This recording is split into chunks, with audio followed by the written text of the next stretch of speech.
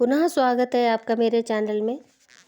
चलिए बच्चों, महादेवी वर्मा के गीत को आगे बढ़ाते हैं। मैं नीर भरी दुख की बदली पढ़ते हैं।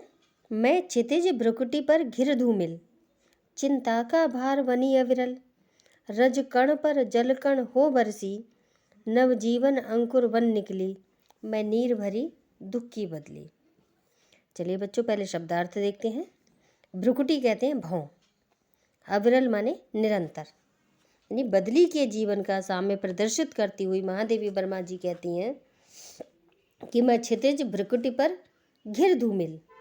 जिस प्रकार बदली क्षितिज रूपी भ्रुकुटी पर धूमिल रूप से घिरकर जल के भार से झुककर क्या करती है, चिंता का भार बनी अविरल, यानी कि जल के भार से झुककर रज कण पर जल कण हो बरसी, यानी धूल कणों पर बरसकर धरती को नवजीवन प्रदान करती है।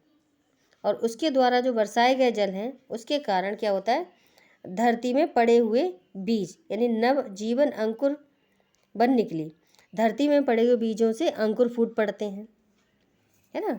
महादेवी वर्मा जी कहती हैं कि जैसे बदली जो है क्या करती है, क्षितिज रूपी भ्रुकुटी पर धूमिल रूप से गिरकर जल के भार से झुककर, इनकी बादलों में जो जल भरा होता है उसके भार से क्या झुककर क्या करती है, धूल कणों पर बरसकर धरती को नवजीवन प्रदान करती है। और उसके द्वारा बरसाए गए जल के कारण क्या होता है, जो धरती में पड़े हुए बीज होते हैं उन बीजों से अंकुर फूट पड़ते हैं।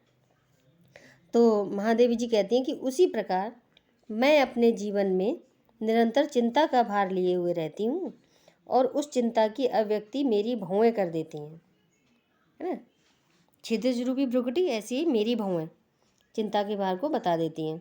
मेरी क्षितिज रूपी भ्रुकुटी पर चिंता सदैव विद्यमान रहती है और उसी चिंता के कारण मेरी आँखों से आंसू बरसने लगते हैं, यानी मेरी आंखें बरसने लगती हैं जैसे बादल से पानी बरसने लगता है, जिससे चिंता का वह भार हल्का हो जाता है और मुझ में नवजीवन का संचार हो जाता है।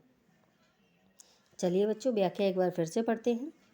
बदली के जीवन का साम्य प्रदर्शित करती हुई महादेवी वर्मा जी कहती हैं कि जिस प्रकार बदली क्षितिज रूपी भ्रुकुटी पर धूमिल रूप से घिरकर जल के भार से झुककर तथा धूल कणों पर बरसकर धरती को क्या करती है, नवजीवन प्रदान करती है।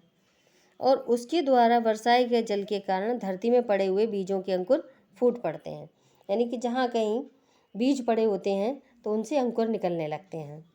उसी प्रकार मैं अपने जीवन में निरंतर चिंता का भार लिए रहती हूँ और उस चिंता की अभिव्यक्ति मेरी भौएं कर देती हैं।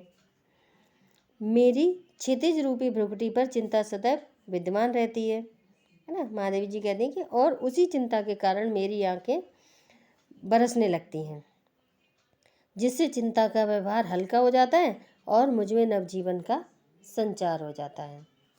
चलिए अब हम काव्य सौंदर्य देखते हैं बच्चों। यहाँ महादेवी जी की हृदयगत करुणा और उनकी काव्यात्मक अभिव्यक्ति अपने चरमोत्कर्ष पर दृष्टिगत होती है। भाषा शुद्ध परिष्कृत खड़ी बोली है, अलंकार रूपक एवं मानवीकरण है, रस वियोग श्रृंगार है, शब्द शक्ति लक्षणा और गुण माधुर्य है। आशा है बच्चों आपको पद्यांश समझ में आ रहा होगा। हमारे चैनल को ज़्यादा से ज़्यादा सब्सक्राइब करें, लाइक करें एंड शेयर करें। और मुझे उत्साह बहुत मिलता है आप लोग हमारे चैनल को सब्सक्राइब करते हैं। और प्लीज़ अपनी प्रतिक्रिया दीजिए, आपको अच्छा लग रहा है नहीं लग रहा है, लाइक कीजिए डिसलाइक कीजिए, लेकिन उत्साहवर्धन होता है आपके माध्यम से। इसलिए आप हमारे चैनल को सब्सक्राइब करें। बहुत बहुत धन्यवाद।